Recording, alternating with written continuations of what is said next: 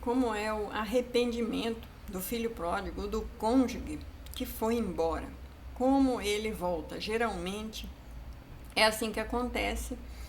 E aí Deus às vezes precisa ainda tratar o orgulho dessa pessoa. E esse orgulho, para ser tratado, é com muita humilhação. Então é de humilhação em humilhação que a cegueira deles vai caindo. Eu vou falar hoje um pouco sobre como costuma acontecer. A pessoa, quando vai embora, ele acredita que realmente encontrou a paz, a felicidade, a alegria, o prazer, a liberdade fora da aliança. Então essa aliança era uma prisão para ele. Ele se sentia oprimido, sentia que os filhos tomavam seu lugar, se sentia trocado. Porém, lá fora vai ser 10 vezes pior. Porque ele vai ser oprimido por filhos que não são deles. Os próprios filhos dele vão o ignorar pelo próprio abandono que ele causou. E aí tem também a questão de que tudo que você fez, você cozinhava a comida do jeito que ele queria. Eu fazia isso. Cozinhava tudo do jeito que ele queria. Se eu fizesse uma coisinha fora, ainda tirava sarro da minha cara, não comia, saía emburrado. Aí depois lá você ouve dizer que ele é obrigado a comer o tacho que a outra faz, do jeito que ela joga lá. Então lá ele é humilhado. Lá ele começa a comer o que ele nunca comia. Então ele realmente vai comer as bolotas de porco que o filho pródigo come lá fora, sim, isso vai acontecer.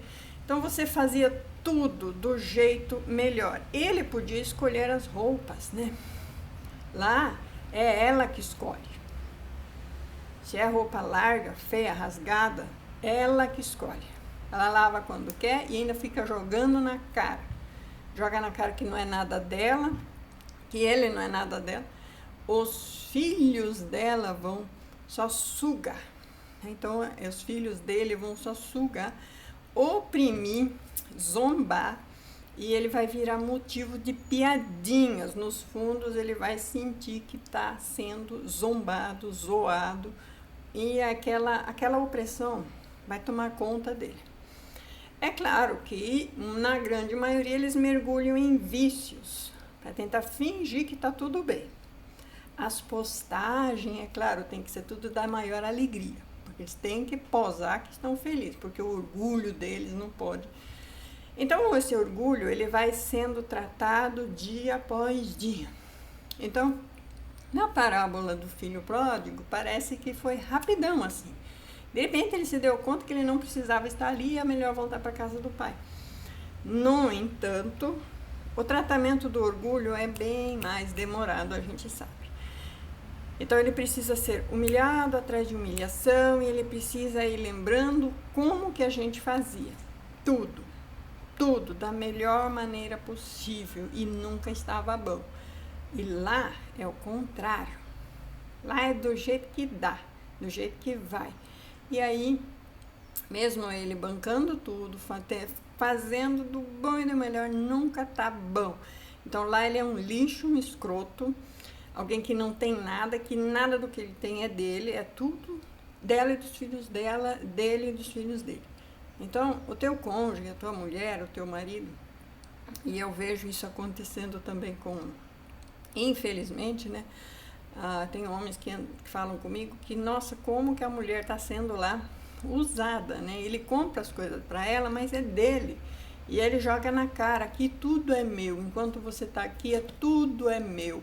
Você só está cuidando, porque eles jogam na cara de um jeito assim, porque ele escolheu, como está tudo do jeito dele, porque tudo vai ser dele. E quando ela resolver sair, ela vai sair com uma mão na frente e outra atrás, porque lá ela é só a outra que está lá invadindo o espaço de outra pessoa. E isso acontece com o seu marido do mesmo jeitinho. Por isso, aqui na minha cidade, que é uma cidade média grande, acredito que tem assim uns 500 moradores de rua para mais. Porque em toda esquina você vê gente enrolada em coberta, Se você sair bem cedo, assim, fazer uma caminhada, você não tem sossego, porque é muita gente morando na rua. E eu fico imaginando, você acha que esses homens não têm lar, não têm esposa, não têm família? É óbvio que tem. Na pior das hipóteses, não deu certo na casa dos pais, tentaram se encostar com uma mulher, também não deu certo e acabam na rua da amargura, que é o que geralmente acontece. Então, aqui tem 270, 280 mil habitantes, eu não sei bem ao certo, porque isso depende muito de conta, mas segundo o IBGE é 260, mas segundo contas mais atualizadas já beira 280 mil habitantes. Mas é muita gente em situação de rua, e o que quebra o coração é quando eu vejo casais com crianças, que acontece muito também, porque vem de outros países, né? Aqui é a região perto da fronteira, então vem muitos venezuelanos, com toda a família, e fora de outros países, Bolívia, Paraguai, e as pessoas vêm para o Brasil. Então, quando é estrangeiro, assim, tudo bem, mas tem pessoas que chegam a morar na rua. É claro que a mulher ou as crianças vão conseguir um amparo mais rápido. Agora, o homem, ele vai ficar mais tempo sozinho. Mas voltando aqui ao caso do homem quando ele é largado, quando ele é abandonado pela outra pessoa, porque lá ele se torna um lixo, mais cedo ou mais tarde, por causa de alguma doença ou por causa de outros fatores, ele vai sim se tornar um encosto, porque cuidar de um idoso doente hoje não é nada barato. Eu sou cuidadora, eu sei o custo, a alimentação de um idoso doente e os remédios e o tratamento, só nesses 3 você já gasta uma fortuna. Eu posso pegar a pessoa, enfiar aqui num quarto e tentar dar comida, e só nisso eu vou estar gastando 3 mil. E o meu tempo, e o meu serviço? Se eu pagar alguém para cuidar, cuidadora, de dia, cuidadora está 2.500, 3 mil. Não é barato. Ou eu deixo de trabalhar para cuidar.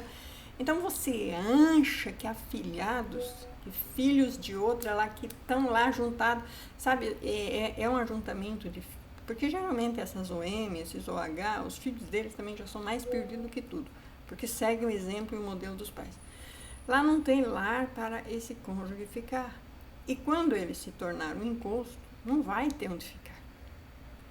Ele vai morrer lá à míngua ou vai para a rua. E aí, se eles não querem essa má fama de ter abandonado dentro de casa, deixado a pessoa morrer à míngua, eles vão mandar a pessoa embora, procurar outro lugar melhor.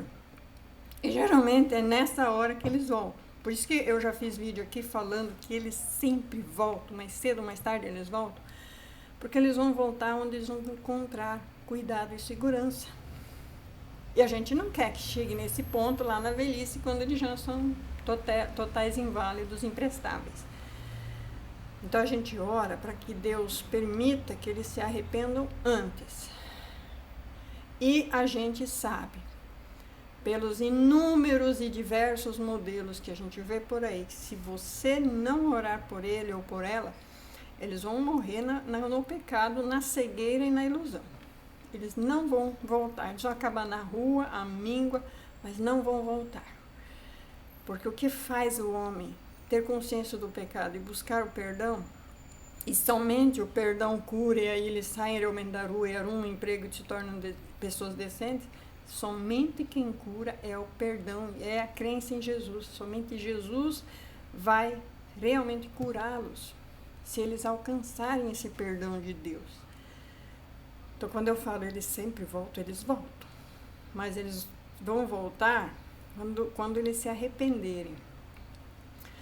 Então, o afastamento e essa ilusão, né, que lá eles estão bam, né, já logo de cara quebra a cara, né? Geralmente, eles quebram a cara muito rápido. No fundo, eles estão confusos, feridos e com cegueira espiritual. Jeremias 2,13. O meu povo cometeu 2 males.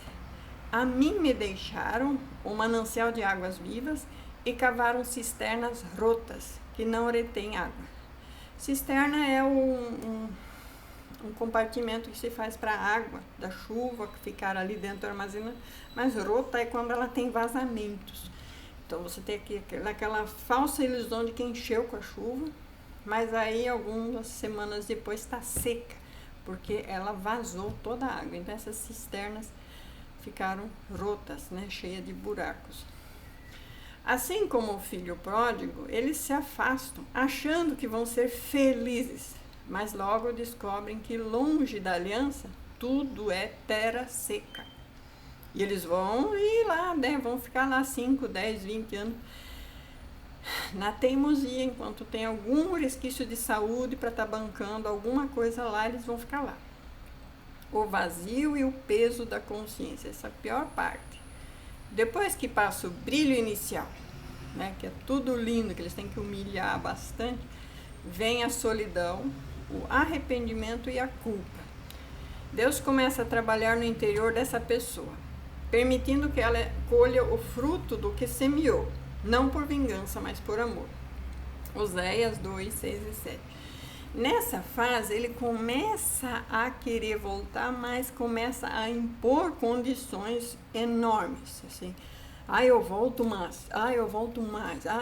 Nessa fase não é bom pôr a mão, porque eles vão voltar opressos, querendo provar lá que eles ainda são melhores aqui, e aí não é bom aceitá-los de volta ainda nessa fase, somente depois que há realmente humilhação e vergonha do outro lado. Oséias 2, 6, 7. Portanto, eis que cercarei seu caminho com espinhos.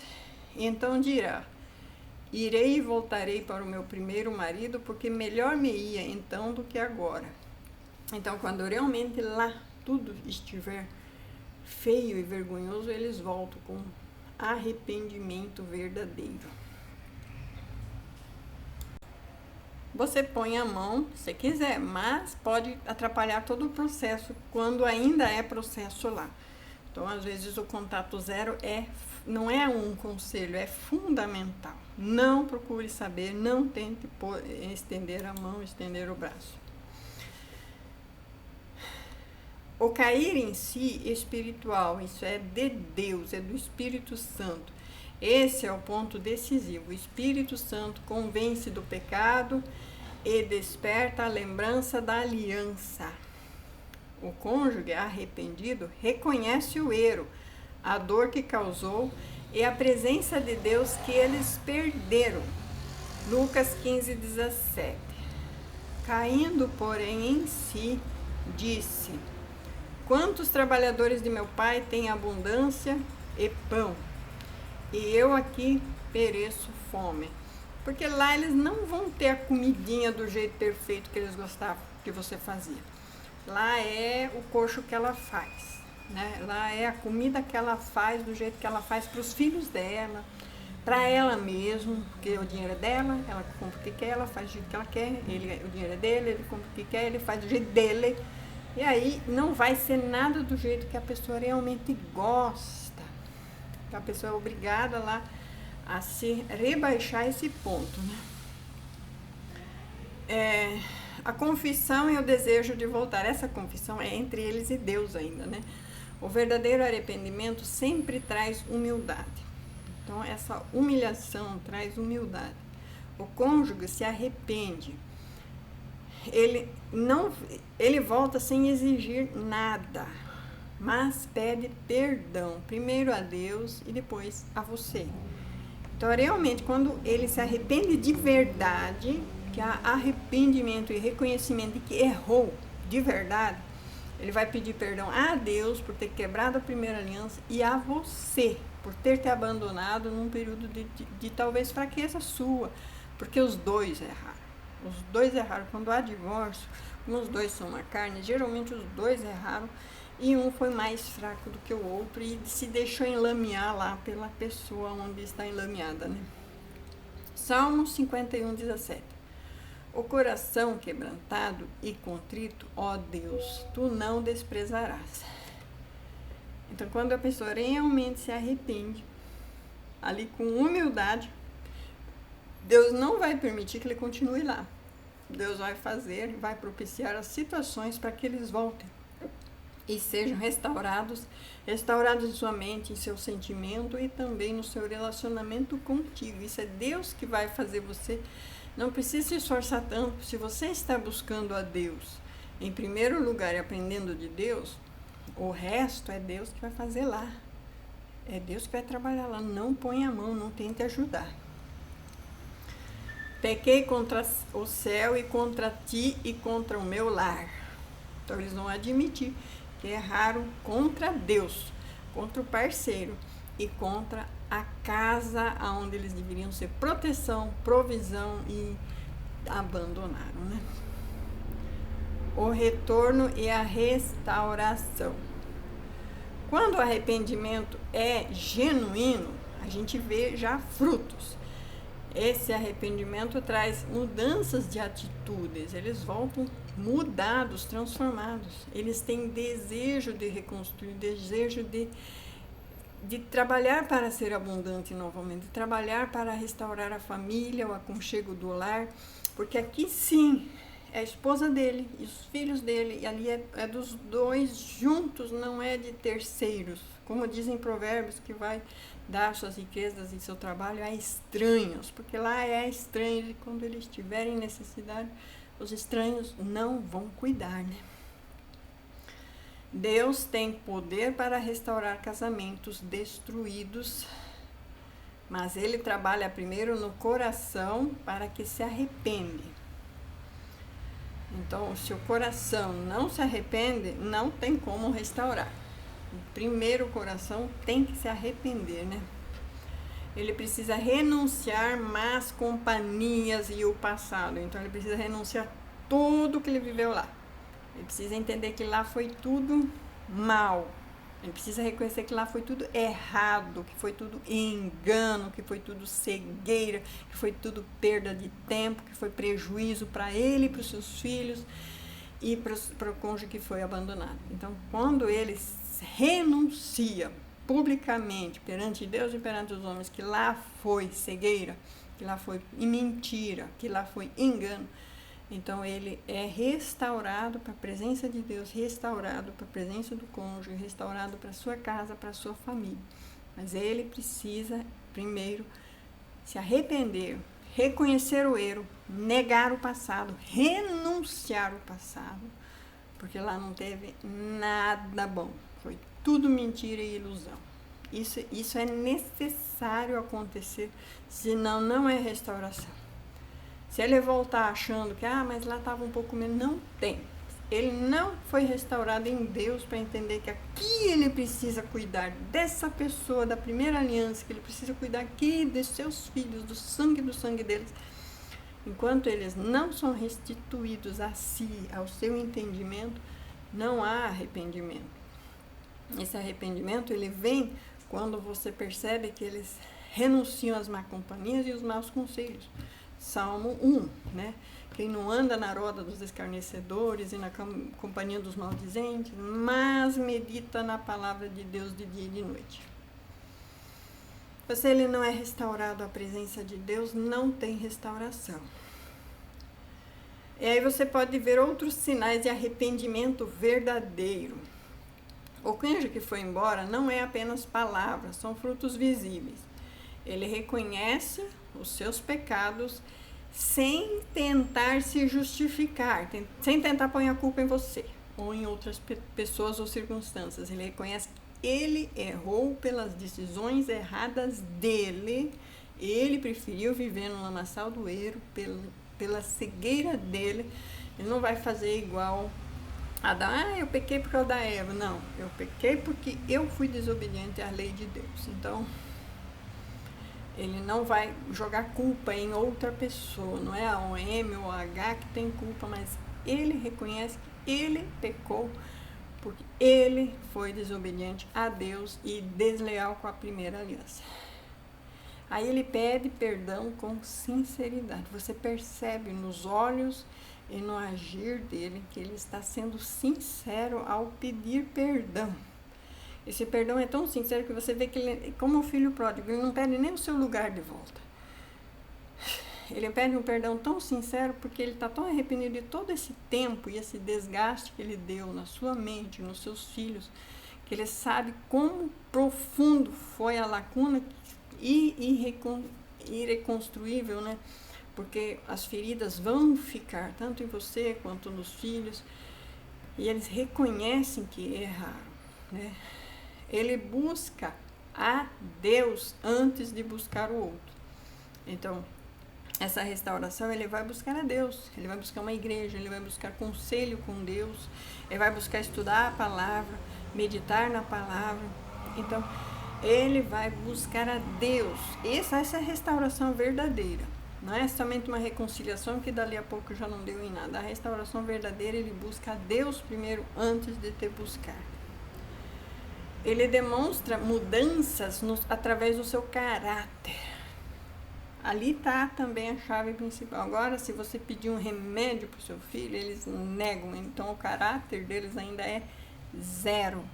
Porque Deus diz, né, que quem não cuida dos da sua casa negou a fé e é pior do que o ímpio. Então, se eles ainda não são capazes de ajudar com o básico e somando aquela miséria daquela pensão e acham que isso tá bom, e se você precisa para um aluguel, precisa para uma roupa, precisa para uma mochila, precisa para um remédio, precisa para um tratamento, eles não estão nem aí. Então o caráter deles ainda não foi moldado em Deus.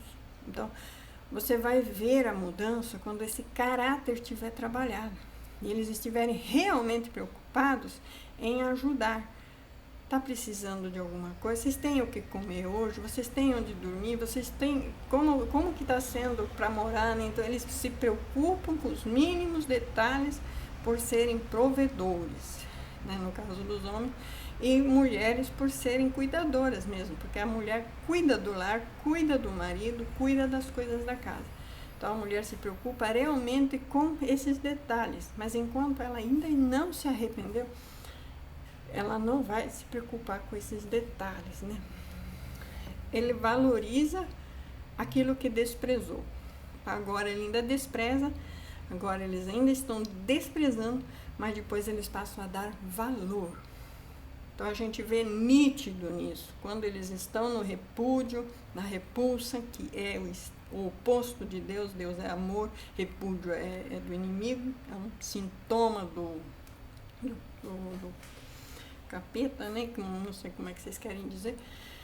Então, o repúdio é um sintoma do capiroto lá.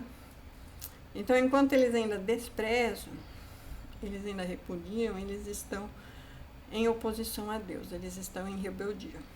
Mateus 3:8. Produzi, pois, frutos dignos de arrependimento. Então, no outro tempo, nós todos somos pecadores e agora, como arrependidos, precisamos produzir frutos de arrependimento, que é aonde nós, como arrependidos, porque admitimos que também erramos, oramos pela salvação deles. Oramos com sinceridade, com arrependimento, porque fomos também cúmplices deles terem caído, porque em algum momento demos também brechas. Você nunca entra no deserto sem culpa. Sempre tem alguma coisa que aconteceu. Então, desde você ter se desviado de Deus e ter casado com alguém que não é da igreja, alguém que não é espiritual, então em algum momento você deu brecha. Assim como aconteceu com Oséias, que casou com uma mulher que era passível de se tornar adúltera. Assim também você, por engano, pode ter casado com alguém que era passível de se tornar adúltero, porque não era cristão, genuíno, cheio do Espírito Santo. Então você deu bobeira, você deu brecha. Então agora você tem que arcar com as consequências de esperar o tempo de Deus para restaurar essa vida. E aí o marido santo santifica a esposa, e a esposa santa santifica o marido. Do contrário, os filhos são imundos, 1 Coríntios 7. Então você vai santificar o seu cônjuge nessa fase do deserto, orando por eles. Então o seu fruto de arrependimento por ter errado, por ter causado com alguém que não deveria, E por ter também você talvez cometido erros que não deveriam, porque em alguns casos o marido ia na igreja, você não ia, o marido queria fazer as coisas na obra de Deus, você não queria, você era a tapada que não queria. Agora você está buscando, agora é sua vez de buscar por ele, porque você, então agora você também tem que produzir frutos dignos de arrependimento e esperar que eles se arrependam e também demonstrem esses mesmos frutos que você que está realmente posicionado, buscando pela restauração, você já tem frutos dignos de arrependimento, que é o amor que não espera nada em troca, que é essa doação total onde você ora pela salvação dele, sem querer a glória para si, sim, a glória é de Deus, é no tempo de Deus, é para a honra de Deus, é para a glória de Deus. Então você não busca isso para você, mas para Deus, né? Vamos orar? Senhor, tu conheces o coração daqueles que partiu. Toca-o com o teu Santo Espírito, para que ele caia em si e reconheça o valor da aliança. Que o seu orgulho seja quebrado, que o engano seja desfeito e que o amor seja restaurado. Dá-lhe coragem para voltar, não por culpa, mas por arrependimento genuíno e verdadeiro. E prepara também o meu coração, para que eu saiba perdoar e acolher, em nome de Jesus Cristo. Amém, amém, glória a Deus. Assim você se prepara, orando por ele, produzindo frutos de arrependimento,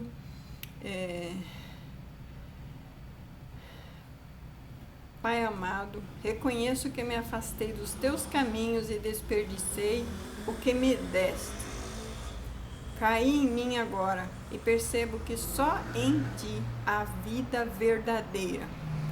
Recebe-me de volta, Senhor Jesus. Purifica-me com teu amor e restitui-me a alegria da salvação. Em nome de Jesus Cristo. Amém. Glória, glória, glória a Deus. Então, essas orações em nome de Jesus Cristo, eu quero muitas restaurações depois dessa palavra, porque eu acredito que Deus restaura os casamentos, que Deus restaura os matrimônios de quem verdadeiramente se arrepende e reconhece que também teve parcela de erro e que é obrigação sua se restaurar para restaurar o outro. Em nome de Jesus Cristo. Amém.